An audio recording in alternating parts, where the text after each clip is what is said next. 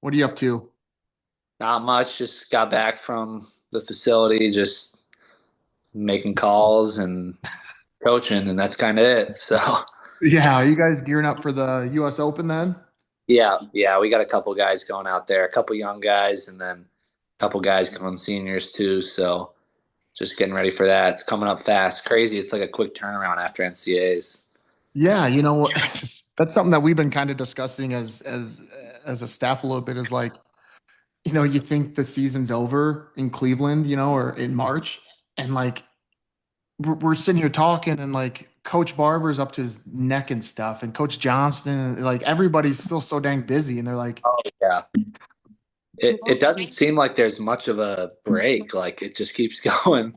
yeah, yeah, and it's going to continue, until probably June, with U23s and U20s next month. Yeah, yeah, it'll stay busy, and then the 15th, I think. Well, unless they change it, then you can start calling the next class. Like it just kind of keeps rolling. Yeah. Are you so a question about that. And I don't know if you can answer this, but like, do you guys actually call at like midnight? Do you like set a timer and like you have an alarm and you call somebody at midnight? Well, we did this year. I think I don't know in the past if they have, but it was just funny. Like everyone we talked to, like everyone has said, like, or we'd be like, hey, like, do you think if you recruit, you would like they're all like, yeah. Like I was like, all right, like I guess if that's what they like, then um, we'll do it. But it seems I think they like it at first. The kids like it, but then all of a sudden, the actual reality of having to make a decision sets in like a month later, and they're like, okay, Yeah. now, now I'm sick of this. Yeah. Were you called at midnight? In high school, I don't even remember. I feel like it wasn't a thing then. Oh, really? Okay. But I know we had You're our first probably day at right. night, but I feel like there were some calls in the morning. I feel like back then people weren't doing the midnight thing, but now it's just like you just keep adding stuff every year. I feel like just more and more to it. Yeah, right. And yeah, because it's funny you say that because me and Coach Joe were just talking and he said the same thing. He's like, when I first got to the Air Force Academy, like I had some more slower spots, and he's like, now I just feel like I'm so dang busy all the time. Yeah, I feel like that's what everyone that's been in coaching has said. Like it just continues to get more and more year round, more busy, like less dead periods, like everything that happens, you just have to like work more, I guess. Yeah. Do you think that's a good thing or a bad thing? Um, I don't know. I think it's probably not a great thing. No, I think it's probably a bad. I don't know. Okay. It just feels like it's just a constant. It just keeps escalating. Where it would be nice if like I don't know, there was a little bit more work life balance. As much as we all love it, like it would just be nice to Right. maybe push things back a little bit. But Yeah. Yeah. Well, you just finished up your season at Minnesota. How do you assess it? Good, bad, mediocre, or not mediocre, but like in the middle. Like I mean, I saw Jory Volt. That was cool to be up front and center to watch him punch his ticket to All American. But um, yeah, yeah, I mean, I think it was really good. A lot of positives. Like I don't know when I look at kind of just did we wrestle well versus expectations or not? I think it's like the simplest way to look at it, and yeah, I feel like a lot of the guys did do that. I don't know. It's individual sports, so like as a team, like us, breaking the top 10, I know that's better than we were probably projected by a little bit, and obviously having a champ is huge for the program. Like yeah, Sparks breaking through his first All American is amazing. So all those things are sweet, but at the same time, like a couple guys that I think could have broken through too that didn't. So I don't know. You always kind of feel like you could maybe have done more, but right. Yeah, I think Sparks was, in my opinion, very happy for a guy like him. I feel like he's just the type of wrestler anybody wants in their program. And so for him to finally get the fruits of his labor was kind of refreshing to see, that he just seems like a guy that works so hard, and finally become an All-American. That was awesome. yeah, he just put it together. Like, I mean, he's when he's wrestling his best, he is really tough. Like, so he just found that consistency at the right time. And uh, man, he was close in the quarterfinals, or maybe it was round of 16. He lost to the ASU kid. Like he was right there to win that one. Like he just Big Tens and Nationals, he just wrestled really well the whole postseason, which was just really cool to see. Yeah. And I feel like he battled some injuries too in the past that have kind of nagged him from or held him back a little bit, maybe from reaching his ultimate goal. So it was, again, I think a little extra sweet. Charlie Millard is another one that um, I look at that I would want him on my team. He just seems like one of those guys that just works and he does whatever you ask, I guess. Yeah. Yeah. He turned a lot of heads this year. I mean, he had his match with Antrell Taylor where it was down to the wire. Like, he beat a couple other really good guys. Like, for him, it's just finding a little bit more consistency. But I do think he's someone that nobody wants to wrestle. Like, he wrestles really Yeah. hard. He's really good in every position. Like, um, just, I think he's going to keep taking big jumps. But people saw it last year. Like, he was one that I feel like a lot of people were really excited to watch wrestle. Yeah. How do you find that consistency? Like now that you've been coaching a little bit and you had to maybe find that yourself while you were wrestling, like how do you find consistency? Like I know there's probably no secret, but you know, Yeah. I would say it's just, I mean, obviously it's different for everybody, but I think simple is hmm, better with a lot of things. And so like finding consistency, like take Sparks for example, like a really guy that's always been really close, but like he broke through, found consistency. We just talked about just staying down in his stance, staying calm, and like moving his feet. Like just I think just anchoring your focus to like very simple things goes a long hmm, way. Like and just practicing that every day. Like there's usually two or three things that if you really can get yourself to just like commit to focusing on and being consistent with, I feel like that in itself will take you really far with consistency. And doesn't matter like the outside factors or really like where you're wrestling, who you're wrestling. Like if you're focusing on these couple things, like I feel like that can get pretty consistent performances.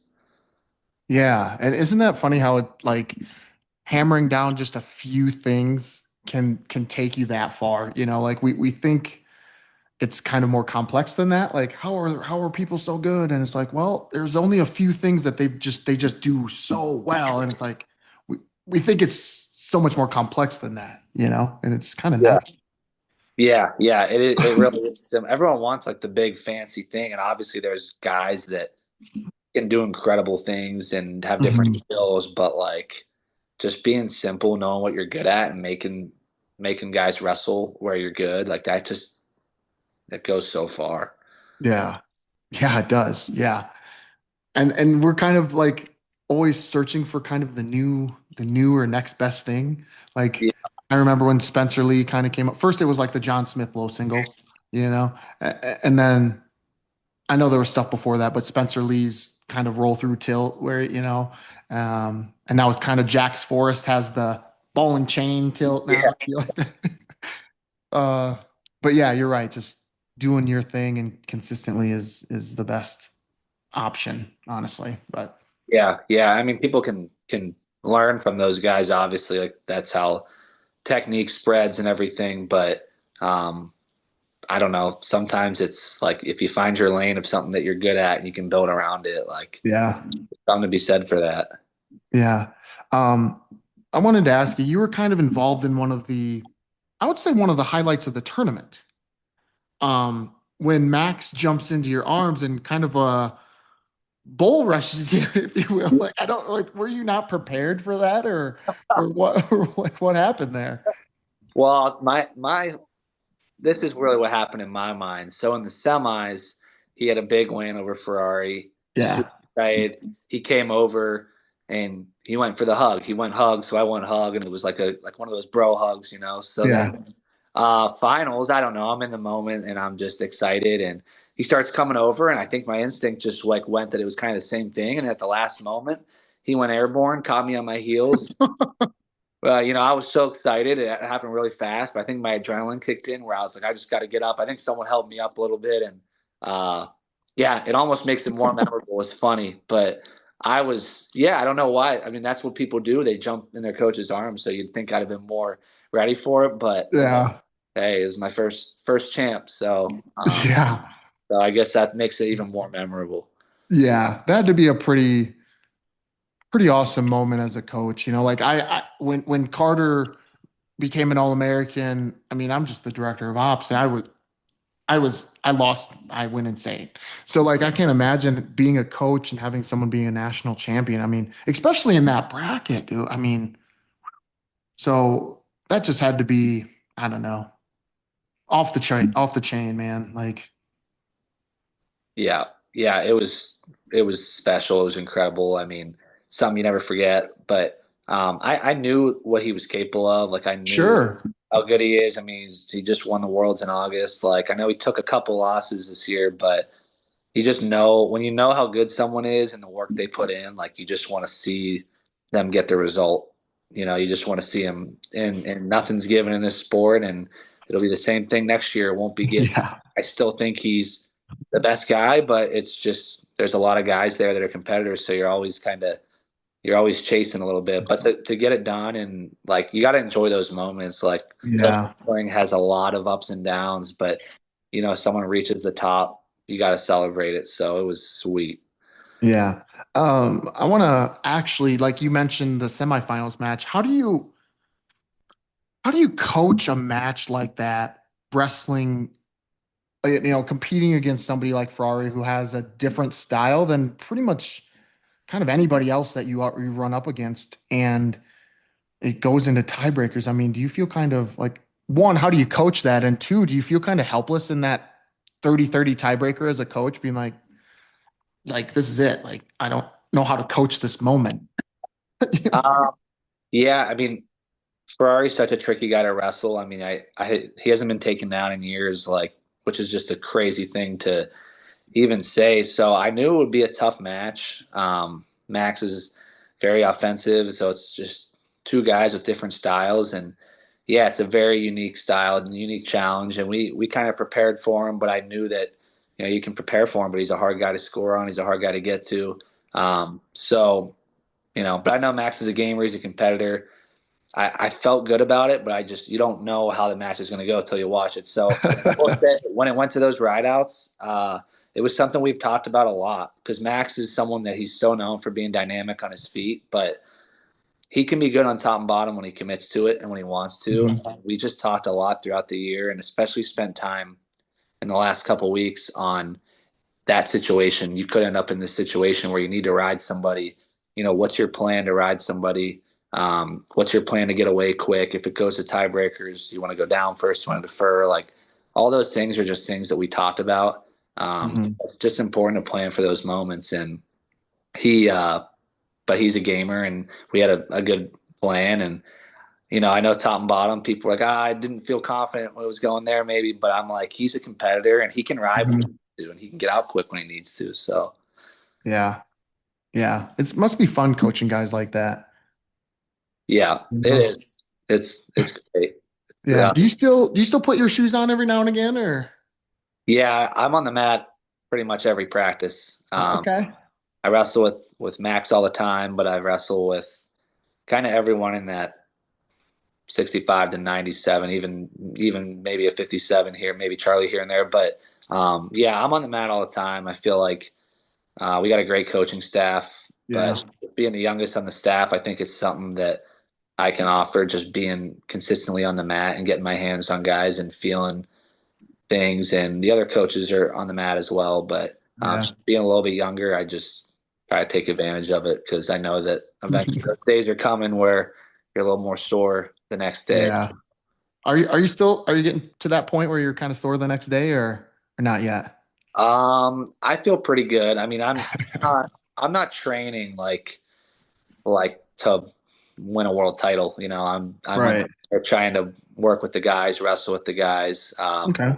So I feel pretty good. Like obviously there's days where I'm sore, but I feel good. I feel like it's a little bit more relaxed. So maybe I don't know if it's wrestle smarter or wrestle just Yeah. I don't know. It's just a little bit different. So I feel like I can be on the mat a lot and not be as beat up as maybe I would have been.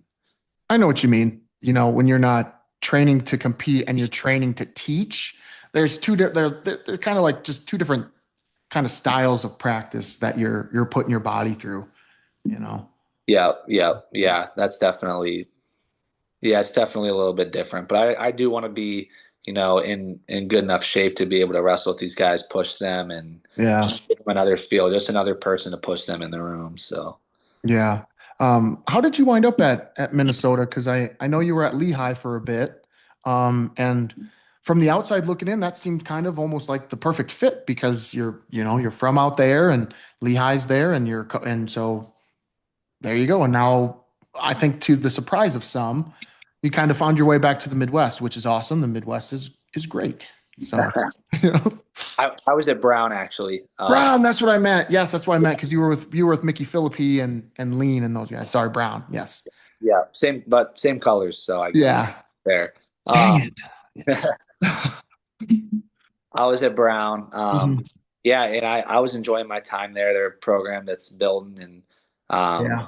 they've taken a lot of steps even since I've been there. They had a guy in a blood round this year, so it was really cool to see that. But yeah, it just kind of came up pretty organically. I was at a wrestling camp, and Coach Becker was at the camp too, and they just happened to have an opening kind of, and talked with him a little bit about it. He said there was an opportunity, and my wife's from the Midwest. She's from Des Moines, Okay. so it's kind of exciting for her, just for us to be a little bit closer. And I also have just always had a lot of respect for the program, just Yeah. with like Jay Robinson and his legacy and the guys coming through there. And when I was in high school, before I was committed anywhere, I remember watching them on the Big Ten Network, and they had really good teams, and I was like, man, like that's a legacy program, something that I could be a part of. And I know I would learn a lot just because they've had so much success for so long. They've got a good system, they've got a good way of doing things. So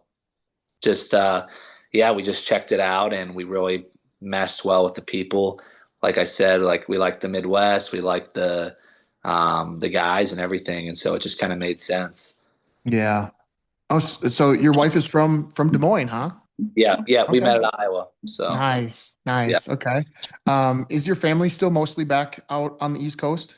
Yeah, yeah. My whole family pretty much is in Pittsburgh. I got a sister that lives in Florida, but yeah, pretty much Okay. everything is back in Pittsburgh area. So Yeah. And you have four sisters. I yeah, didn't know this about you also. You have a twin, yeah, yeah. Uh, Marissa.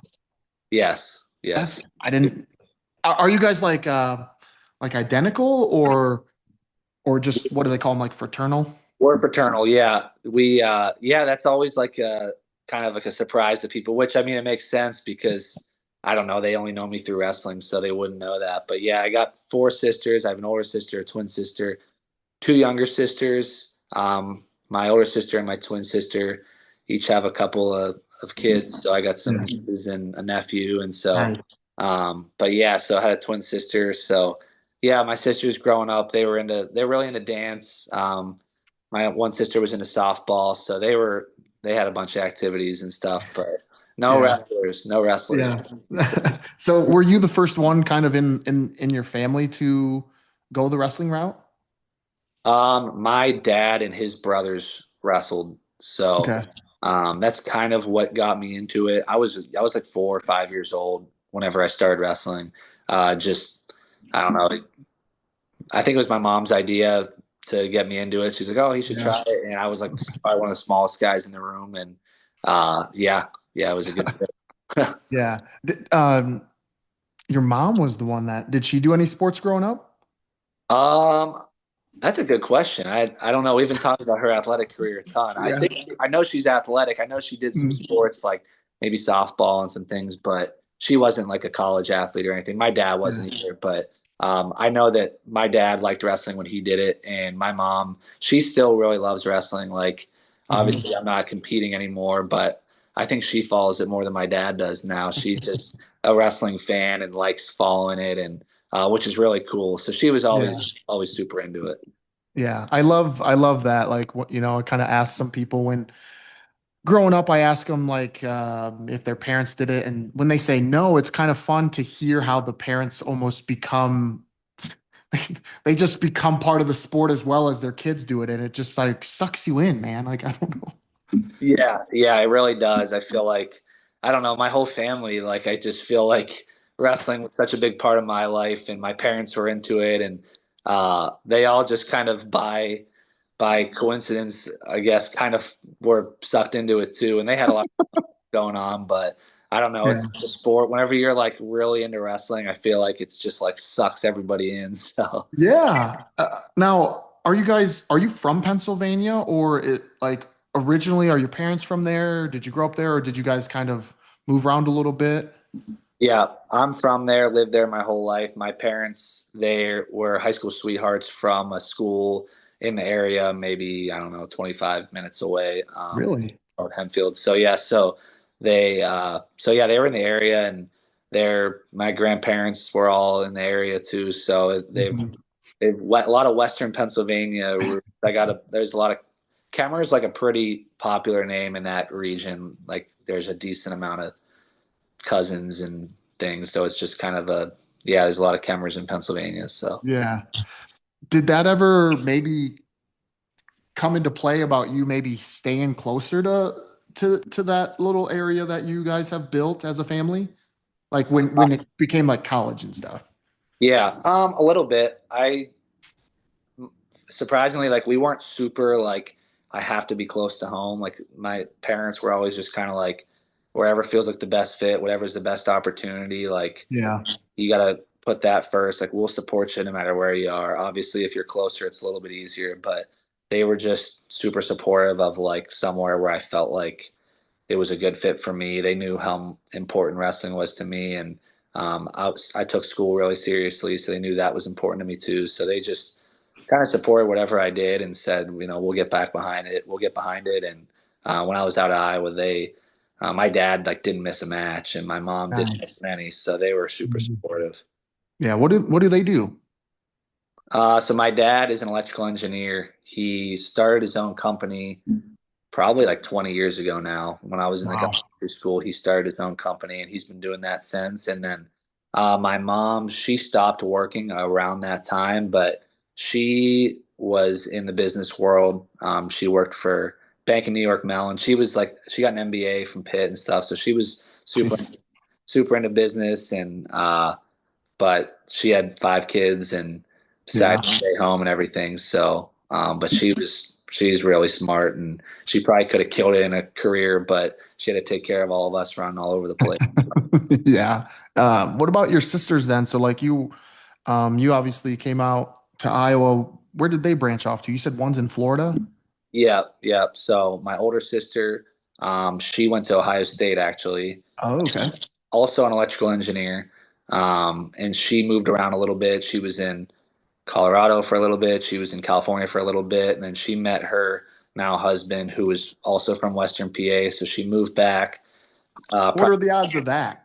Yeah, yeah, yeah. They have a funny story. They were in the same daycare as kids, and Oh, no way. they were in one of their like babysitter, their daycare lady. They were in the wedding. They were the flower girl and the ring bearer. So it's kind of funny. And then it came Wow. full circle. They kind of reconnected and got married. And she Hmm. moved back to Pittsburgh probably 5 years ago, I would say. And then they have two little girls now. And she's an electrical engineer. And then my twin sister, she went to Duquesne in Pittsburgh, and she's a physician's assistant. So so she stayed in the area. She's married with two girls and a little boy. So she's doing great. And then my one of my younger sisters she's also a physician's assistant. She went to a school, Seton Hill, which is in that Western Pennsylvania area, a smaller school. Um, and then my youngest sister, she went to Ohio State as well, and she's a biomedical engineer down in Jeez. Florida. So yeah, she's down there. She just got married a couple months. I got married in August. She got married a couple months after, and now they live down there. And so she's working for Arthrex, she's doing biomedical engineering stuff. Jeez. So yeah, she's smart. They're all smart. They're smarter than me. So Wow. Wow, yeah, that's quite the family there. Wow. yeah, yeah, It's funny because like you may have went to school longer than all of them. yeah, yeah. I know that is the funny thing because um, yeah, I probably finished up around when my younger sister did, who was 3 years younger than me, because Yeah. I had to get all those different degrees and stay in college as long as I could. So Yeah. They probably had to kick you out, didn't they? yeah, they were running out of things for me. They're like, please Yeah. get here. When did you kind of start taking wrestling pretty seriously? I mean, you said you started when you were like 5, but when did you really start wrestling? Um, I mean, I was always like just a really competitive kid. I don't know if that was Yeah.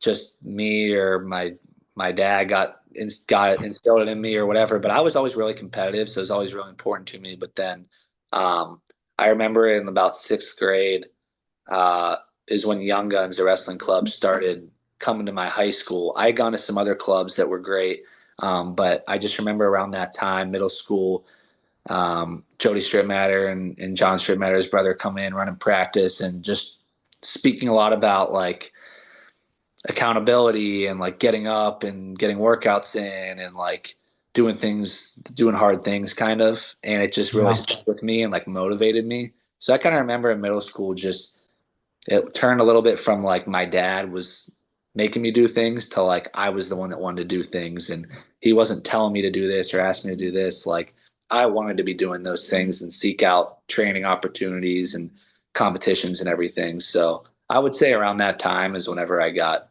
like really serious about it. And then was there another time that followed after that where you started to find some high level success or, some success that made you believe like you were like we talked about with Sparks getting the fruits of the labor? Did that start to happen to you at some point? Yeah, I mean, I like was always a kid that like I always kind of had success, but you just don't really know as far as like wrestling in college or things like that. I started to Yeah. have goals of that, but I didn't think about it much. But my ninth grade year, I went to Super 32 and I went 106, and I just remember being super motivated to do well and go there. I knew it was a really tough tournament, and I wrestled great, and I won the tournament. And then Oh, wow. I was like, all right, like that's a big one because I had been watching guys go and wrestling that I knew how tough it was. So that was kind of the start of my career. So from there, I was like, all right, like I'm ready for high school wrestling. Let's go. Yeah. 106.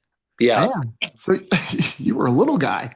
I was a little guy. Yeah, I was eighth grade. I wrestled like 97 or something at the state tournament. So I was Wow. small.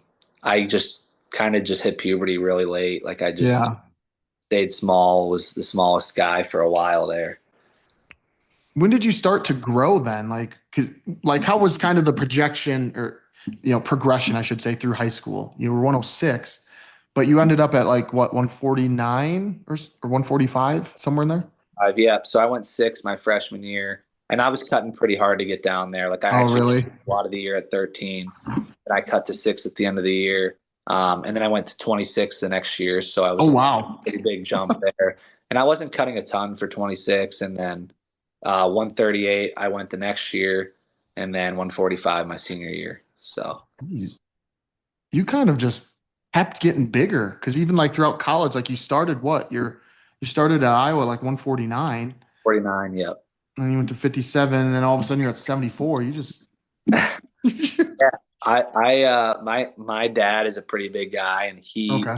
kind of grew late. Like he kind of hit puberty late, and he kind of grew slow. So I kind of knew that I was going to get bigger. I didn't end up Hmm. getting as big as him, but I just like he just kept growing from what I knew. So I didn't think I would get up to 74. Like I was 45 my senior year. I was like, I'll probably get up to 57, maybe 65 if I like really just grow more than I expect. But I never would have guessed 74. And so Yeah. it's kind of just crazy. Was it difficult to get up to 74 then, or like did that just sort of naturally happen as unexpected as you thought it would? I would say at 57, I was there for 2 years. My second year, I Yeah. was cutting really hard. Um, I knew it would probably be best for the team to be at 74. Marinelli was at 65, and he's kind of the opposite of me, where like he was a 165 pounder for like from like seventh grade on. So I was like, Forever. yeah, he was like kind of the opposite. So I knew I had a little bit bigger of a frame, and I just was like, I'm just gonna commit to it and kind of see. And I got the weight up pretty quick, but it's just like getting used to being bigger, getting used to wrestling bigger guys. Like Mhm. something I tell guys that are trying to move up a weight class or move up multiple weight classes that I did that I think helped me is I would purposely in the room try to grab like I was trying to grab the 84s because when I was a 57, I'd wrestle the 65s. I wouldn't really wrestle the 74s. But I was like, if I'm going to 74, like I want to get used to wrestling the 84, and then the 74 won't feel like they're massive, you know? So Yeah. that was kind of how I try to get used to the strength and the size. And I do think it helped me a lot. Just helped me like get used to it because your style changes a little bit moving up. So Yeah. just wanted to get used to that. Yeah. Did it take, how long did it, do you think it would, how long do you think it took you to kind of adjust to that weight? It took like the summer, I would say. Like, Oh, wow. Okay. That I seems pretty quick, I guess. yeah, I think so. Like, I had a match or two I can remember when I went to 74 where like I just didn't really wrestle like guys have bigger hips. Like you don't really want to get stuck under them as much. Like the Yeah. kind of you get. And I remember wrestling a match where I kind of gassed myself that way. So there's a couple things that you can learn in live competition, but for the most part, I feel like I kind of had made the adjustment. But then just the more time I got there, like Yeah. to a point where it's like, oh, this is my weight class. I don't even, I don't even know anything else. So. Yeah. Well, was it a little surprising that you were able to get up and stay at 74? You know, because that is quite the jump. And you know, you said you kind of had the frame for it, but to actually have it happen, I didn't know if there was a point where you were like, man, I don't know if this is gonna work out. Like, Yeah, I think I felt pretty good about it. I would say so. I actually, I guess I forgot. So I moved up. I was planning on 74, and I missed the whole year to injury. hmm. So during that time, I got hurt, and whenever I've gotten surgeries and stuff, I can't work out. Sometimes I've like shrunk a little bit just from I don't Yeah. do much. So I shrunk a little bit then. So then I was like, like man, I kind of made some progress. I was feeling good. Now I'm like this might be tough, but it came back on fine. If anything, maybe I had another year where I was like really filling out into it, and so I Yeah. almost feel like it was even more natural when I came back. Yeah. Do you look at pictures of like when you started as a freshman and then look where you ended as a senior and be like, what the? Oh, it's yeah. I mean, I couldn't grow a beard to save my life. I barely had facial hair at all, and then you're in there for 7 years, and then you can finally at least grow a beard. So that was, Yeah. but yeah, it was. I look at old videos and pictures, and I was like, feel like I was a little kid then. I didn't realize how much I still had to develop. Yeah. Speaking of, you know, development, you know, even though you won the Super 32, you know, and that was going to catapult you, you know, like, all right, I just won the toughest tournament in the country. State tournament should be next goal, right? Psh, Yeah. wrong, Yeah. you know, like, so was that sort of a reality check for you that like you still had, you know, you still had steps to go up Yeah. essentially? Yeah. I mean, definitely. I got second at the state tournament freshman year, sophomore year, junior year. Finally broke through my senior year, and I was losing to really good guys. Like I lost to Lee Zach my freshman year. I lost to Connor Schramm, who All American at Stanford, my sophomore year. I lost to Vincenzo Joseph my junior year. Like close matches. I mean, two of those guys were national finalists. One was a champ a couple times. Like they were all good guys. Like I knew how good I was, but just kind of the nature of being in Pennsylvania and seeking out the top competition. Like it was. I knew that winning a Pennsylvania state title, at least at the weights I was at when I was coming through, I knew that was going to be as hard as winning any tournament. Mhm. It's just how it is kind of, but it still hurt to not break through for a while there. And I would get a little frustrated because I would go to Yeah. national tournaments and wrestle a two-time state champ from this state and a three-time state champ from this state. I'd be like, man, I'm still not even a state champ. But I don't know. They just try to keep in mind, like, it doesn't define who I am as a wrestler. I know how good I am. I'm just gonna just keep getting better, and that stuff will take care of itself. And then finally was able to break through. Yeah, did that ever wear on you a little bit? Always, I don't know other way to say it, but always, at least when it came to the state tournament, being the bridesmaid and never the bride, you always came up short. I mean, did that wear on you at all at times? I think so. I mean, be lying if I said I didn't feel it a little bit, like just because it's you lose once, it's like I'm not gonna be a four timer, but Mhm. I'll get back, and then you lose again, and then it's like, man, 2 years in a row.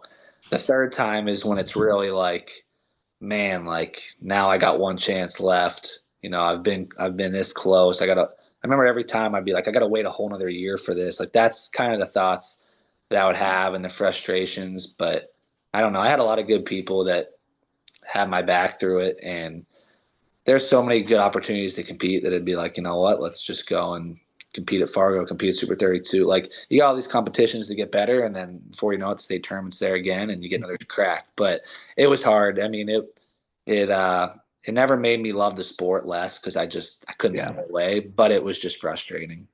Yeah.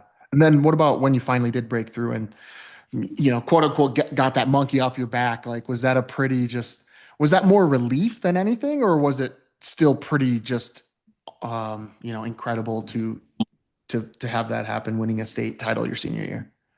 Yeah, it was honestly kind of relief.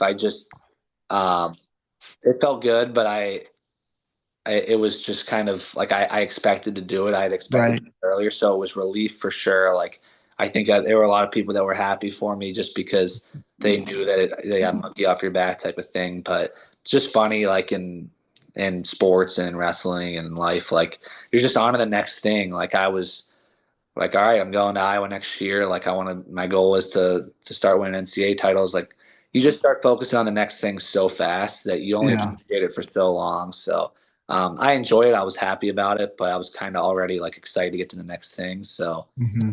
kind of like the next thing up. Yeah.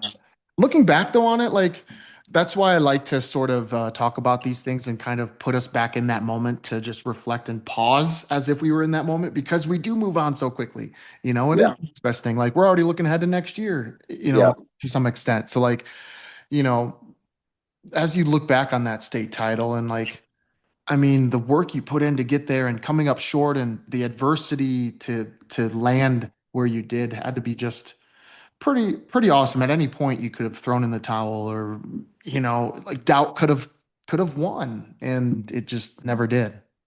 right. Yeah. I mean, yeah, it was a huge moment for my life, for me as a person, for my development. Like, you just never know when you're going to break through. You never know whenever Right. success is going to come. And a lot of times, whenever people give up or turn back, like you just don't know how close you are. And so that was a really good lesson that, like, it's going to come. Just believe in it. Believe in what you're doing. Believe in the people around you. And I mean, that's why it's easy to give that message to my athletes, to my guys. Like, trust me, like, you might not be able to see the big picture, but I can see how close you are. Like, I can see that Mm. you're there. So sometimes you just need someone else to have that trust. And I think as a coach, you have a little bit different of a view. You kind of get a little more of a like full picture, big picture view. So you can see things that maybe the athlete can't see. So, but yeah, I use those in things outside of wrestling too, just knowing like, believe in the process of what you're doing, and you'll reap the benefits eventually. It just might not come as fast as you expect. Might be an Oh, extra couple of years. I know that's so tough too to be like, it's gonna come when it comes. It may not come when you want it to, and you're just like, but I want it now. Um, Exactly. Exactly. um, by that point, you said you had committed to Iowa. What was the recruiting process though like? I'm sure there were Lehigh was probably one of those on the top of the list there. Like, what was it like sort of going through that and trying to find the best spot for Michael Kemerer, you know? It was a tough process just because everyone's putting their best foot forward, showing you the best things about their school, and I was pretty open to looking at places and hearing about things. I mean, wrestling was obviously really important to me, and academics was really important to me. It's just something that it's always been really important in my family. So those were two really important things. And then just feeling like I was going to be in a place where I was going to be cared for and taken care of, and people were going to have my back. Like those were all things that were really important. So, Hmm. I went through the process. I looked at a lot of schools. Back then you can only take 5 official visits. I took 4. I went to Cornell, Lehigh, Iowa, and Stanford. So Oh A wow.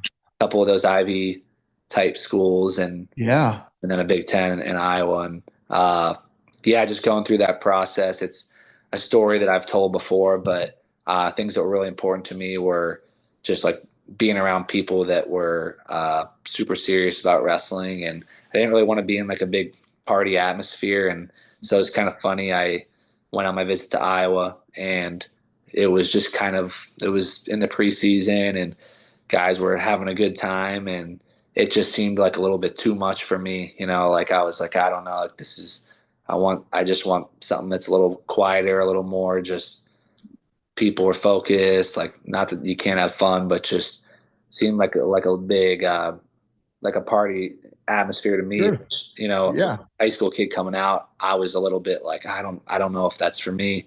And so I basically was like talking to my coaches, talking to my people in my circle, and saying that I wanted to go to Lehigh. I was like really pretty close to making the decision. And then Tom Brands drove out, came, saw me, saw my family, basically just said, like, hey, that's not what we're about. Like, we're about people that are driven, that love wrestling, and that's the most important thing. Like, we don't want a party culture. We want a culture of people that are mat rats that want to wrestle and want to win. Um, and so that just meant a lot. Him coming out and really made me rethink things and talk with my family, and ended up making the decision to go out there. And obviously I had an amazing experience and loved it. But yeah, it was just kind of a crazy time going through all that and sorting through that. Yeah.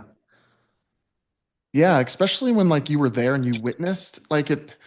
I'm curious how he was able to kind of talk you back a little bit when you went there and you experienced what you experienced, and then he comes down and goes, "Whoa, whoa, whoa, whoa, we're not about that." And it's like, well, I was just there, and that's kind of what I experienced. So how was that like?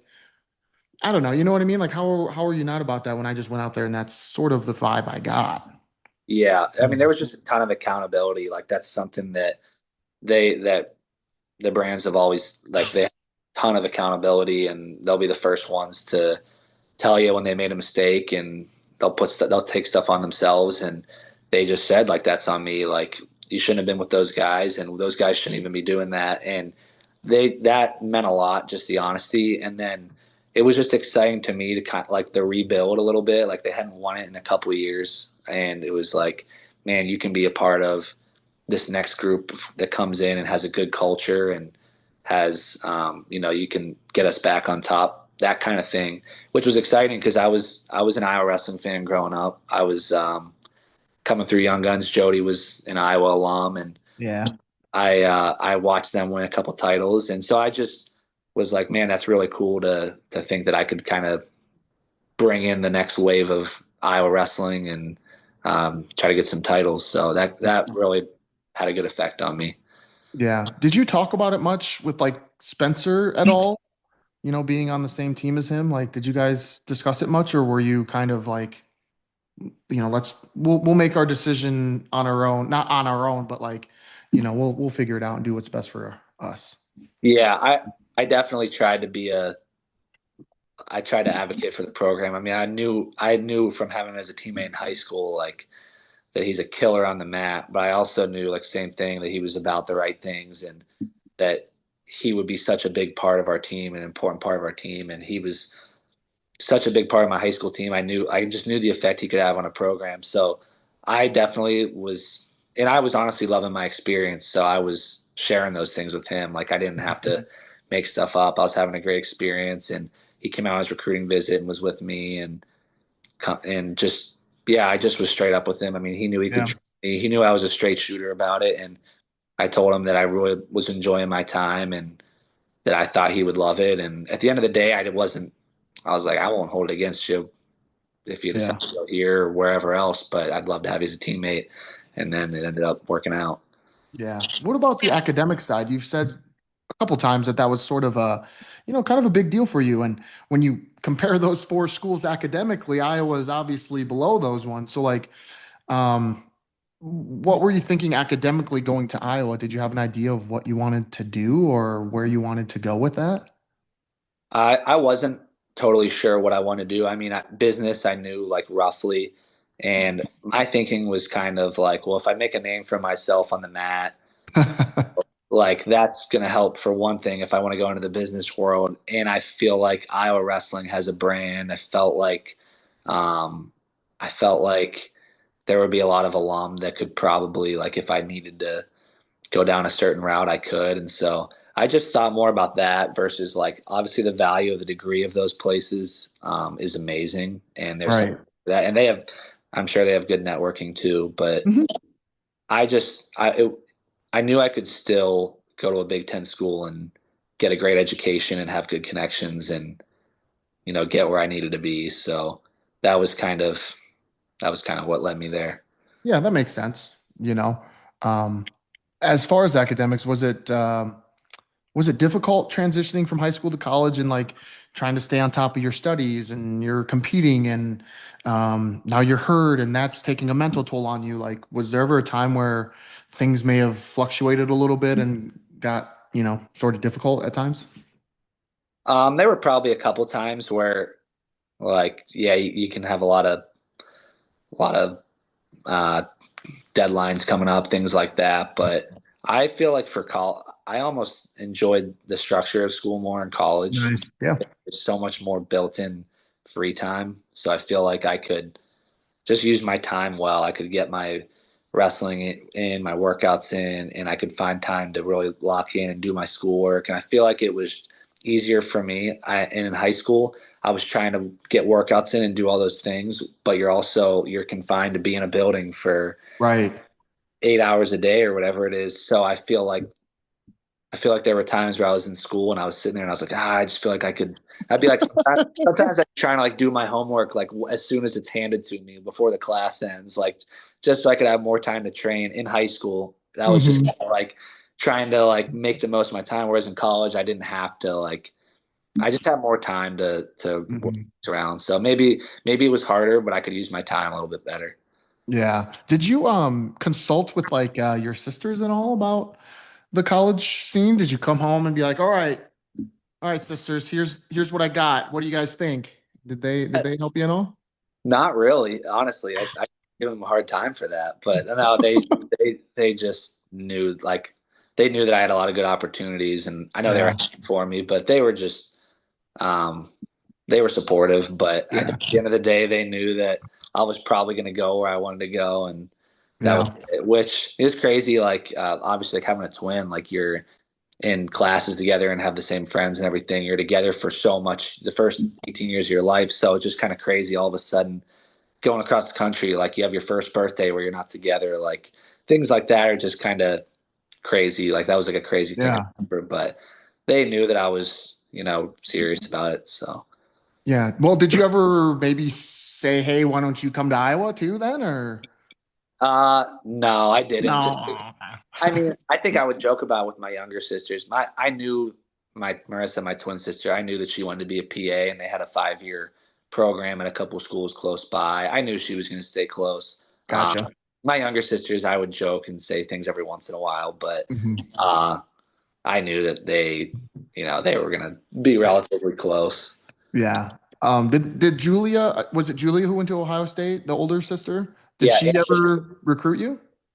Um, she was a Buckeye fan. Like she would say Yeah. things like every once in a while. I actually went out there to I went to a couple Ohio State duels when she was there. Nice. I was like a fresh or maybe a sophomore. Like before I was recruitable, I remember going out there and Yeah. checking it out. And there was probably a period of my life where I was like, I could see myself being here. Like she's there. Sure. I've been here. I'm familiar. It's relatively close. And but wasn't in the cards. But yeah, Yeah. that was yeah. She would definitely like have liked if I would have been there. Yeah. Well, when was the first time you kind of started having shoulder problems? The first time was my second NCAAs. It was in Cleveland, and I was in the third and fourth place match. I was wrestling Tyler Berger, and it was like a minute into the match, and I hit a shot, and I kind of slipped, and I hit my elbow off the mat weird, and my shoulder like subluxed, and it was pretty painful. And I remember taking injury time, and then I went in and kind of started wrestling again for a little bit, and it was just like super sore. It kind of like felt jacked up. And I remember medical forfeiting, like I injured default out of the match, and I was pretty upset about it. And then getting it checked out and everything. And that was like the first initial tear was in that match. Did you did you think at that time at all that this was going to be an issue, or were you like, I'll get it taken care of, we'll be on my way? Yeah, I knew it was a serious injury just because like how it felt. It didn't feel good, but I didn't. I guess I didn't realize the extent of like shoulder injuries and how Right. hard they are to come back from, or at least you can come back from them, but your shoulder's not really the same as it is whenever it's just never had any injury, I would say. Whereas like I've had my ACL repaired and things, and that like I feel is as good as ever. But shoulders are just a little bit different. Like I don't know if they're never like a brand new fresh shoulder. So Interesting. Interesting. You must be pretty well versed in shoulder injuries and vocabulary, I would think, right? yeah, I'm basically a doctor just by being on the other end so much. So I've had my fair share of shoulder things, so I know a little bit about it. Yeah, was there ever a time, when you were kind of going through those shoulder injuries that you thought your career was over, or you were told your career was over, or they suggested, your career should be over? Um, Not the first time. The second, so I tore it, I got it repaired, and then I retore it, and then my in my senior year, and it was dislocating, and it was a problem, and I missed a lot of the season. There were times during that season where I wasn't sure if I was going to be able to finish the year. Like I can remember just really just battling with if I was going to be able to get it done, and should I pull the plug, and should I keep going? Like I remember thinking that, and I didn't know if after a second shoulder surgery, if you can feel okay after that or what that entails. But I definitely knew that year was really tough. I really Mhm. was like, I don't know if I'm going to be able to make it through this year. This, felt really bad. Why'd you keep going? Like, at any point, yeah, you could have been like, dude, no, enough is enough. Like, I don't want to do this to my body. Like, man, why did you, why didn't you just keep going? Why'd you do that to yourself? Uh, I just, I guess I just really wanted to show myself that I could do it, that I could, I just remember thinking like, um, I'm just gonna like I know I love wrestling, but like how much do I Mhm. really love wrestling when I know that I'm probably not putting the best version of myself out there, but I got to go out there and compete anyway. And that can be like a really scary thing when you're a really competitive person. It can be really scary to like go out there and be like, I'm 70% right now, 60%, or whatever I was. So I just thought I was like, I'm gonna prove to myself like I love wrestling. I'm gonna find a way. And I was like, I'm going to inspire my teammates by competing through this. I'm going to inspire the people around me. Like, um, I think that was something that I focused on. I also focused on just like it might not be pretty, but I'm gonna win ugly is like kind of like a phrase I had in my mind. Like I'm just gonna might not look pretty. It might not look like myself, but I'm just gonna find ways to get the job done. Take pride in that. Yeah, that's a pretty um incredible thing to say right there.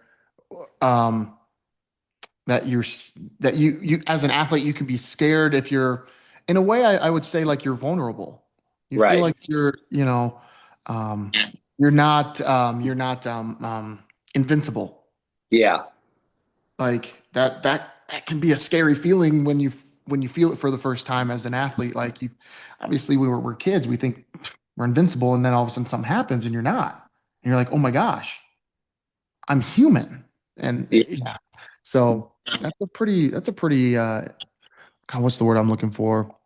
I don't know. That's a pretty incredible thing to think, though, or to speak out and have people who are listening think about that for a second, you know?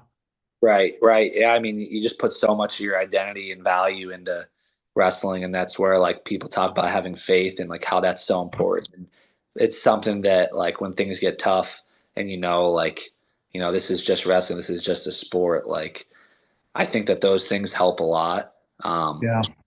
but yeah, you can definitely be like, man, people are going to judge me because I'm not wrestling how I can, or I'm failing or this or that. But it's like if I just focus on, what I can control, and it's like God's gonna love me if I win this wrestling match or not. Like I just Right. all he would want is me to just do my best and use the gifts I've been given. And so that's what I try to do, and makes it a lot easier to take the stress off. Yeah. And you didn't I would say you didn't only inspire people on the Iowa wrestling team. I feel like there was a ripple effect throughout the country. After Hayden Hidley, I think, he beat you for third and fourth. Did you hear him kind of give you a shout out that you were probably one of the toughest guys in at the tournament that year, you know? Yeah. I Yeah, that mean, was that was really cool. I know I gave him like that interview is like a really popular interview too, like where he talked about yeah. each other and stuff. So it still doesn't make me feel good about losing the match, but Right.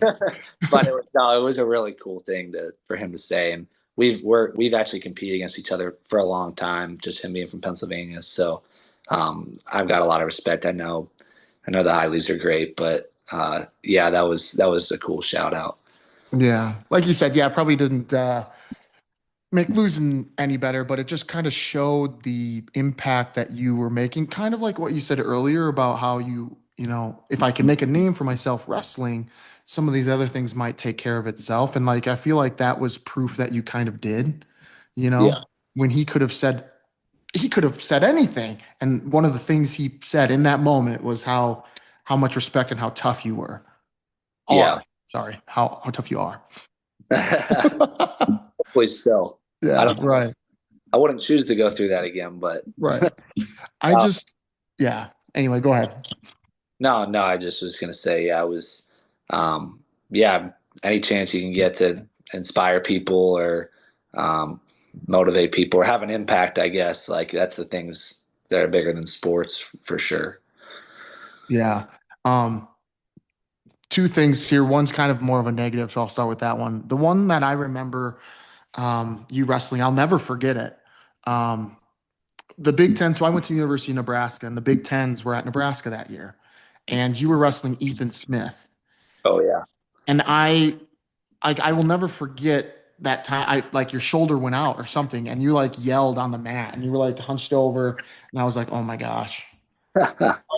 So like I felt it because like I heard you and you could obviously like we knew something was wrong as wrestling fans. We didn't know exactly what obviously, but like your heart just sank and you were just like, oh boy, I don't know what's gonna happen now. So like that's something that will always be ingrained in my mind is that match at Big Tens that year. So I mean, how did you?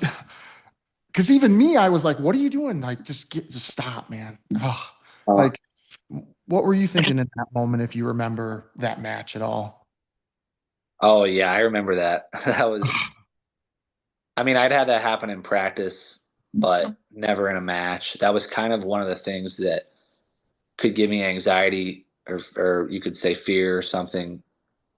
Going out there is you do that. Now they got to put it back in. Now that guy gets choice. So you're kind of giving the guy an advantage. And that's something that I can't really control that much. So I knew there was a possibility. I kind of practiced in my mind that scenario happening. And I just always pictured, I believe in visualization, and I pictured myself just really responding well.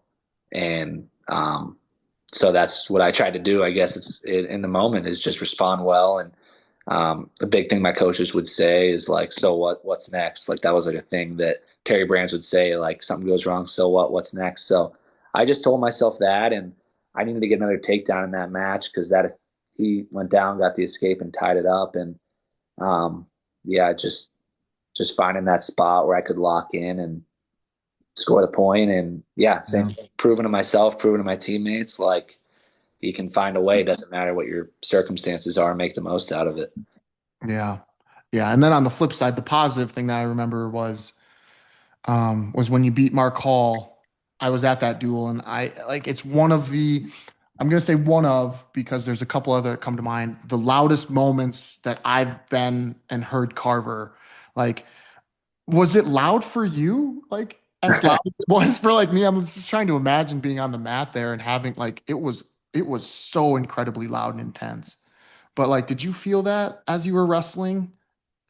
Yeah, I subconsciously felt it. Okay. Like you're just kind of locked in and you're focused, but you feel energy. Like that's one of the things that I tell people that haven't like wrestled in like a big environment is you kind of feel energy. Like it's a weird thing. I don't know how to describe it, but I definitely felt the Mhm. energy of the crowd like throughout the match. But it was the kind of same thing I said earlier about finding consistency. Like I was just simplifying my thinking. Like Hmm. find the next score, find the next score, move my hands, move my feet, like, and just let myself wrestle. Like I always believe that, if I can turn my mind off and just wrestle, like good things are going to happen. So I feel like a lot of that, I was so focused on that that it's different than taking it as a fan. Like you're really in the zone. Yeah. But, at the end, I can remember just feeling it a little bit and, you feel just a great feeling, obviously, and huge for the duel, but Hmm. probably just a different perspective. It's hard to when you're in the moment. It's really hard to appreciate it till later. But everyone tells me that it was that they were there and it was so loud. So It and I was, yeah. was loud. Yeah. What's up with the thumbs up? Who started that? I Like, don't know. I don't know how that started. The I did like this little thing where I like pointed to my hand and the palm of my hand, and the story behind that I've had people ask me is that Tom Brands would talk to the team, just have different talks and stuff. And one of the things he said is like, if you wrestle the right way, that crowd will love it. He's like, if you wrestle the right way, the crowd they'll be eating out of your hand. Like you'll be able to just they're eating out of your hand. He's like, you'll be able to go like this, and you will know they're just eating out of your. So I'm not a big celebration guy. I definitely don't plan celebrations, but right. for whatever reason, there was kind of a long pause at the end of the match. Like I was kind of riding at the end of the match, and it's like I got to do something, and that was just came to my head. I think I always thought it was kind of a cool idea. So, but then no one really knew what it meant, so that was a downside. But Yeah, and, the thumbs up kind of fits that personality. You don't seem like a big, one that's gonna roar or yell or whatever. So like just a simple thumbs up kind of. It seems like now that I've kind of talked to you a little bit, like it fits your personality perfect. Where you're just like, nice yeah, job. Yeah, yeah, got it done. Like I don't know.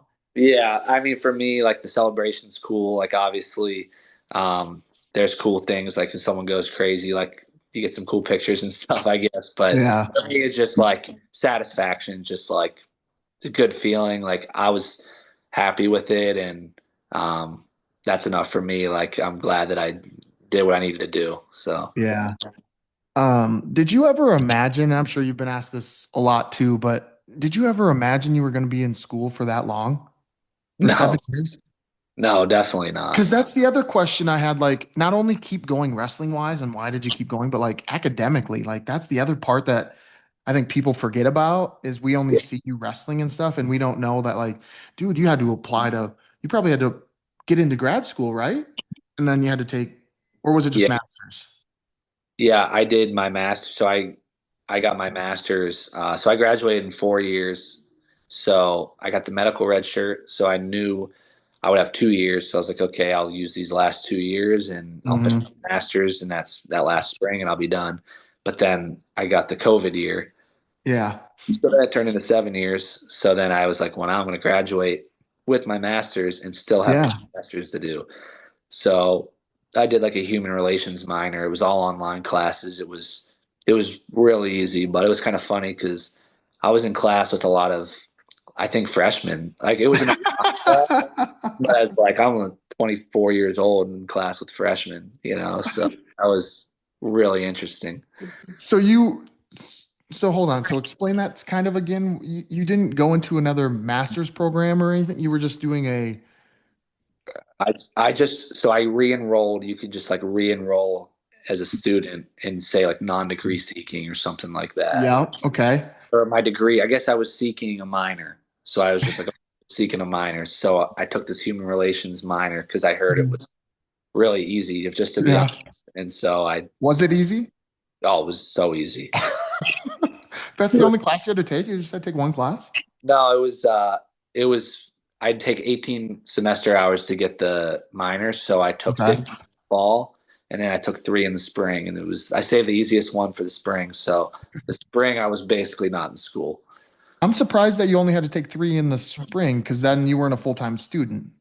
Yeah, but because I was like picking up a certificate, like I was Oh, because I was finishing a minor, like gotcha.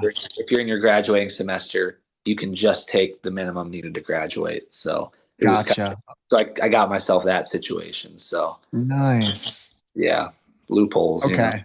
Yeah, right. And where did the nickname Grandpa Mike come from? Didn't they like all start calling you Grandpa Yeah, Kemerer, Grandpa Mike or something? yeah. Grandpa Mike became a thing. I think just because I was the old guy on the team, and I was just trying to embrace it because I knew coming back, being a seventh year, that you're just gonna get so much hate. So the best way to do it is you got to just make a joke out of it, and I don't take things too seriously. So yeah, they were calling me Grandpa Mike. I was loving it. I was thinking Yeah. about dyeing my hair gray or something, but I thought that might have been a little bit too far. So Yeah, that would have been funny. That would have been funny. Because did they get shirts made and stuff of all that too? yeah, there were Grandpa Mike shirts and all the crazy stuff. Jeez.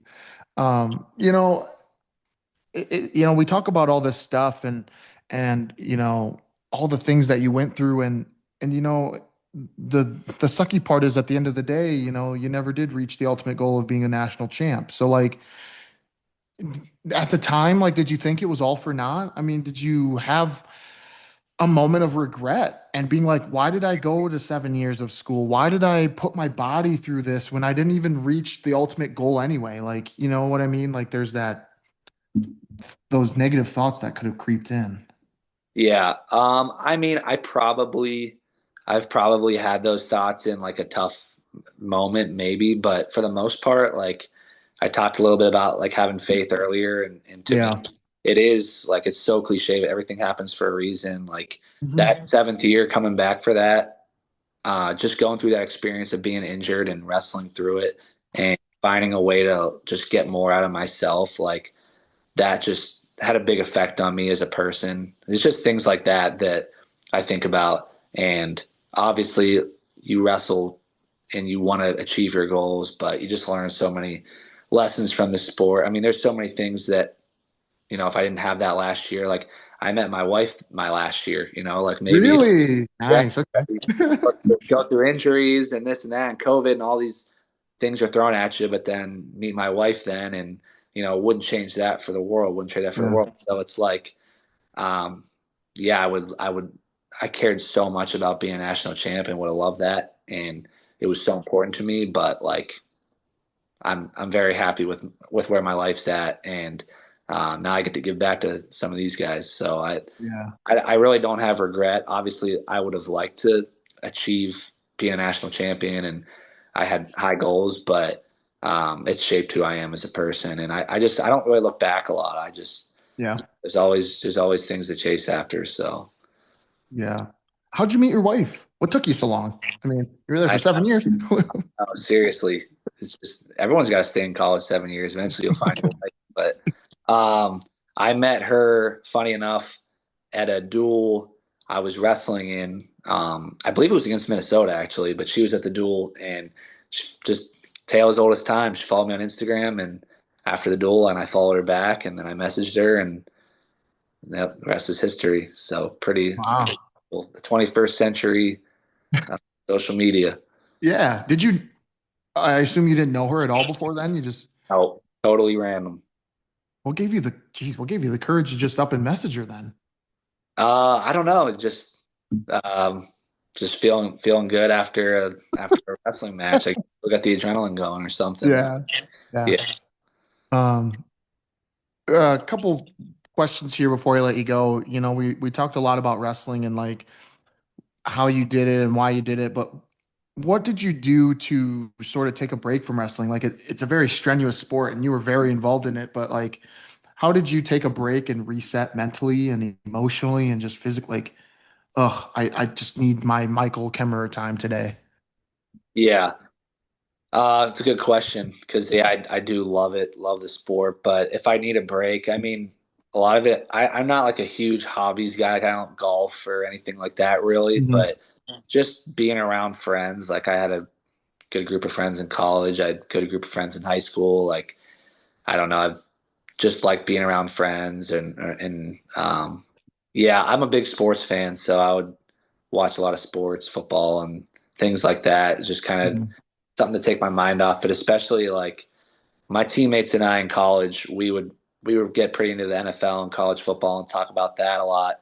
And I feel Yeah, like that was a way to like take my focus off of like being a wrestling fan almost because I feel like some people you can become when you're in it, it's hard to be a fan. Like you kind of got to remove yourself. So I would just yeah, focus other things and kind of just distract myself. And I enjoy other sports too. So that's kind of like what I've been into. But just yeah, that's kind of the biggest things. yeah. And did you think that you were going to get into coaching, or did that also just sort of happen by chance in a sense? I didn't think I was gonna get into coaching. I Oh, mean, really? I didn't know. I thought I was gonna use my degree and do whatever there. But I did have a job for a little bit after college. I went to Cornell was my first move, and I was a part of their RTC, and they hooked me up with a job through their alumni, and it was a really cool opportunity. But I Kind of just, a full circle moment there. yeah, That you wound up at Cornell anyway. yeah, exactly, exactly. Yeah, it was kind of crazy, but I just was gravitating towards the wrestling and starting to I don't know, I needed a little break maybe after college wrestling, but then just like being Sure. around guys and getting to work with them and even just being like in the RTC, but seeing guys that I was wrestling with have success and kind of feeling the emotions when they were wrestling, I was like, oh, this is kind of Right. cool. And I wasn't really as into the job as the wrestling. So I was like, maybe there's something here, and it's been great. I mean, I love it. Yeah. What did you end up getting a degree in? My undergrad was finance, and Okay. master's was just an MS in finance too. So both finance. And so you thought you were going to be what? Let's do something with finance, apparently. Yeah, maybe some sort of wealth management or when I was working that job, there was a healthcare company that I was like in the finance department of, um, but it just doesn't beat wrestling. Just being at a wrestling tournament all day on a Saturday. Yeah. Yeah. Yeah. Last question for you here.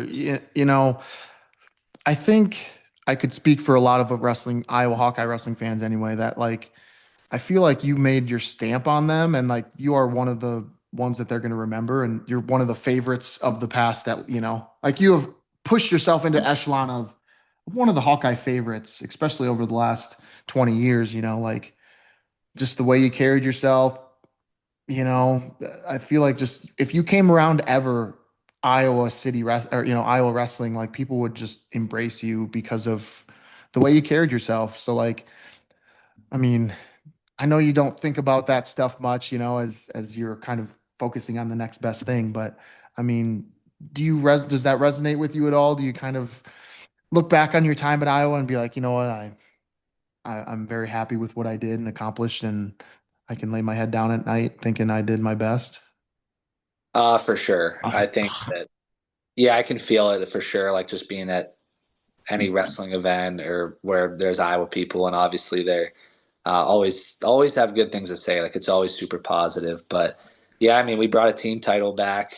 I think we would have. I'm biased, but I think a lot of people would agree. I think we would have gotten another one the year it Yeah. got canceled. Like, super proud of that. Like that was like I talked about my recruiting visit and trying to bring Iowa back, and I feel like we had some really good teams that did that, and so I'm really proud of that. And I've got so many good friendships from being there and good relationships. So all those things are really important to me. And yeah, I'm proud of my career, and I know I left it out there all the time and try to do things the right way. And um, yeah, now I carry those lessons with me, and I think that like I said, I wouldn't trade a thing. I'm happy with where I'm at, and now I'm in a new program, but I'm trying to do the same thing with them and bring them back and keep building and keep getting better every year and just trying to leave my mark and do the best I can, and that's really all you can do. So.